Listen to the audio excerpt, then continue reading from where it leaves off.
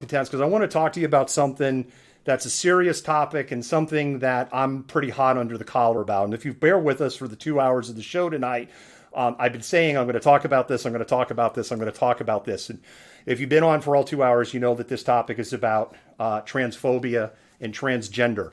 We noticed something this week. We noticed something that was disturbing to us.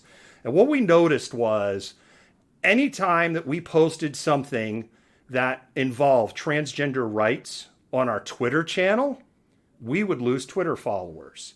And so we actually ran an experiment this week.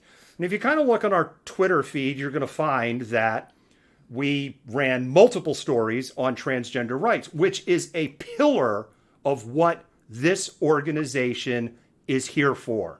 We are here to amplify BIPOC and LGBTQIA plus voices. I am probably preaching to the choir right now, but you all are going to have to indulge me when I preach to the choir.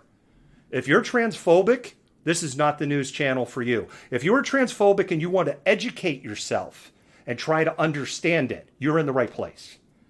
But if you're transphobic and every time we talk about it, you're rolling your eyes or you're just like, oh my God, here he goes again, we don't want you. We're not clout chasers. That's not what we're here for at all. We have trans people on our staff, people that I respect, people that do amazing work for this organization. And our trans staffer had an icon made for them and has had to endure unspeakable comments that they are so used to at this point that it just rolls off their back. But they shouldn't.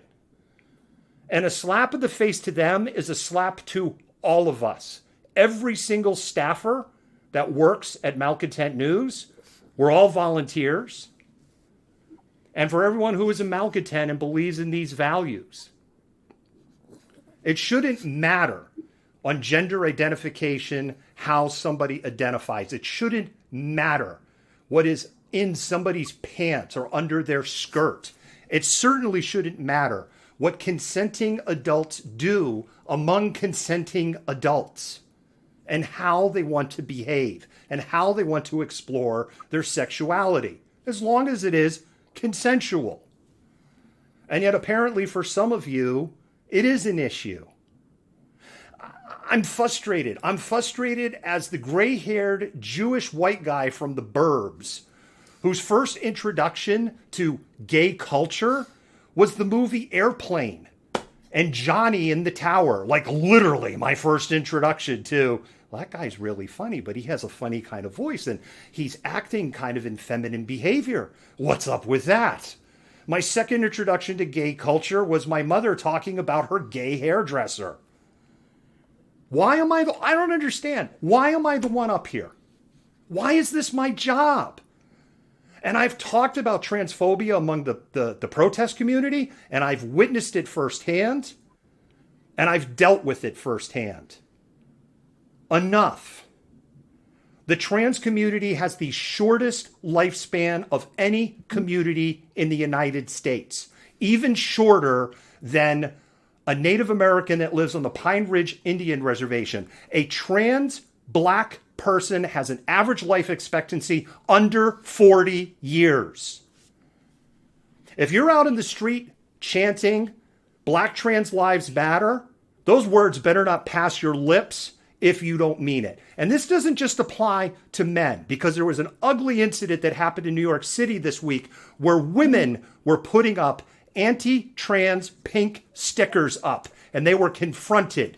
And you know what? When they were confronted by somebody in the trans community, they called them misogynist, which is like quasi playing the racist card in the backwards direction to make it go away. If you're a woman and you're threatened by the trans community because I don't know why, and maybe I don't understand it because I'm a man, you got to be kidding me. I'm frustrated and I'm heartbroken because this is our community. The enemy is in our house. That's strong words. But the enemy's in our house. If I wake up tomorrow and we've lost 500 followers over this, I don't give a fuck.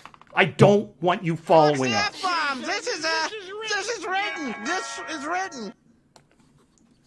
If you want to educate yourself, if you want to explore, if you want to be, if you can look in the mirror tonight and go, you know what? It does. It bothers me, and I don't understand why, but I'm willing to at least explore it. Stick around, because we're going to keep talking about it. Whether you leave it, and I get it. I'm probably preaching to the choir, but I have a feeling, seeing how anytime we post this stuff, we see the numbers go right down. So I got a feeling I may be talking to a couple of people right now.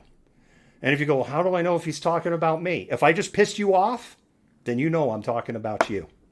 And that's it, because there's no room for it. And Renee, I love you, and I love the work that you do. You're amazing, Renee.